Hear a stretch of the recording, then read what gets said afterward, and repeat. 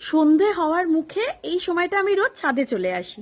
ছাদে এসে আমার যে গাছগুলো আছে সেই গাছগুলোতে ভালো করে জল দিয়ে দিই, জামা কাপড় যা মেলা আছে সেগুলো তুলে নিই, আর তারপরে সন্ধে দিয়ে একেবারে নিচে নামি। আর যদি সন্ধে ধরতে একটু দেরি হয় তাহলে এই যে দোলনাটা দেখছো, এই দোলনাটা একটু দুলেও নিই, মানে টাইমটা স্পেন্ড করি বিকেলবেলা ছাদেতে। আজকে ছাদে এসে যেটা দেখলাম যে এত সুন্দরভাবে সূর্য অস্ত যাচ্ছে, তাই তোমাদের না দেখিয়ে পারলাম না। তাই আমি ভাবলাম আজকে ভিডিওটা করে নিই, তোমরাও দেখো যে কি সুন্দর করে অস্ত যাচ্ছে সূর্যটা। লাল টকটক করছে, সূর্য অস্ত তো রোজ যায়, বাট আজকে যেন একটু বেশিই লাল লাগছে, জানি না কেন।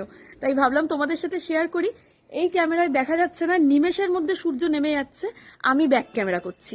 যদিও আমার ফোন অতটাও দামি নয়, ক্যামেরাটাও অতি সাধারণ ফোনের, তাও যতটা আসে তোমাদের একটু ক্যাপচার করে দেখিয়ে দিচ্ছি। চোখে আমি যেটা দেখছি সেটা তো অতুলনীয়। এত সুন্দর লাল সূর্যটা, আর দেখতে দেখতে চোখের সামনে নিমেষের মধ্যে অস্ত চলে গেল।